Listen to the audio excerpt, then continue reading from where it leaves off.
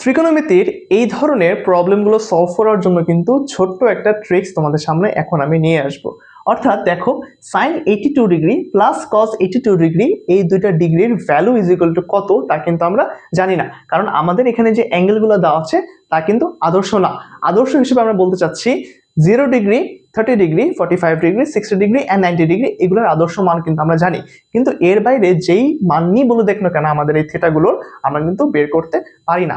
So short ট্রিক্সটা হচ্ছে, দেখো আমাদের কিন্তু sine 82 degree plus cos 82 degree, অর্থাৎ এখানে যে থেটাগুলো ইউজ করা হয়েছে থেটা দুটা কিন্তু কি সিমিলার, অর্থাৎ আমরা কিন্তু চাইলে এখানে এই 82 ডিগ্রিকে আমরা চাইলে এক্স ধরে নিতে পারি। তাহলে আমাদের ফরম্যাটটা কি আসতেছে ভাইয়া বলো তো?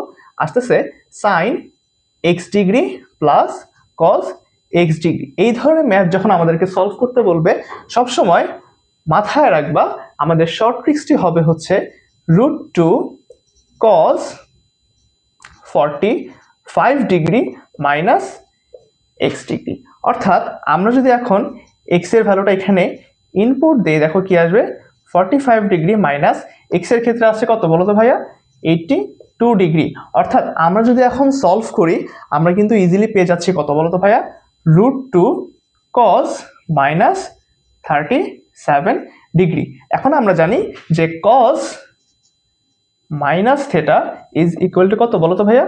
cos theta. অর্থাৎ শেষ পর্যন্ত আমরা কিন্তু পেয়ে যাচ্ছি √2 cos 37 ডিগ্রি। তোমরা আমাকে কমেন্টে জানাবা যে সাইন